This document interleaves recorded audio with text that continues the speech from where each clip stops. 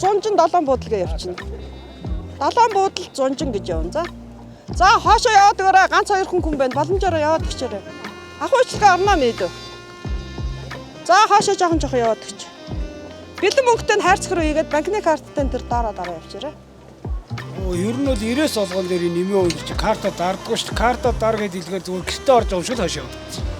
Ерөөс нэмэр байхгүй. Бид нар бол одоо 1000 дээр сүүлдээ бүр дэгжирсэн шүү дээ.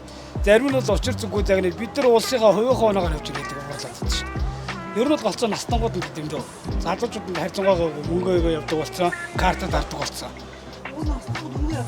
Тий, үнгүүд явж байгаа тий үнгүү явж байгаа. Тэгээ давхар нөгөө нэг юу яаж байгаа үнгүүгээр явж байгаа мөртөө дахиад дамжин суулт хийж байгаа.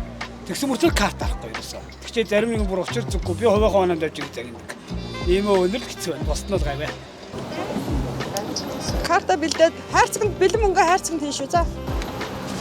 100 төгрөг явахгүй. Бэлэн мөнгө хайрцагт хийгээрэй.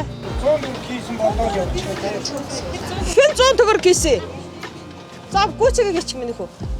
Энэ ингээд автобус болгоныг 2-3 өдөр ингэж явмаар юм анигээс. Айгуу дарамттай. Карт уншуулахгүй. Тэгээ юм хэлгээр зэрэг юм жолооч ингээд хилж илээд гэсэн. Одоо энэ 2-3 сая сүлжэнгээс дайж байгаас. Байж ууч. Заагаад өг.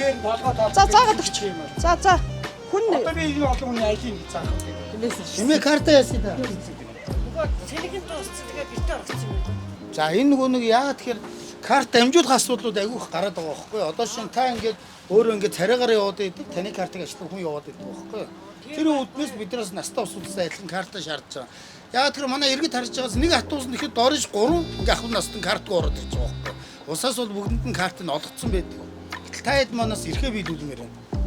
Нийтийн тээврийн бодлогын газрын даргын баталсан нийтийн тээврийн хэрэгслээр зорчигчдын зорчих хөлс төлөлтийн байдалд хяналт тавих өдөртөмжийн дагуу тус газрын авто тээврийн хяналтын улсын байцаагч нар нийтийн тээврийн хэрэгслээр зорчигчдын зорчих хөлс төлөлтийн байдалд хяналт тавьж ажиллаж байна. Энэ шалгалтын үед бол зорчих хөлсөө төлөөгүй зорчигч нэлээд энэ шалгалтанд бэлэрч арга хэмжээд тооцогдож байгаа. За зорчих хөлс төлөөгүй тохиолдолд зөрчлийн тухай хуулийн 14.6-гийн 1 хэсэг заасны дагуу 10,000 төгрөгийн дургуулын арга хэмжээ тооцож ажиллаж байгаа.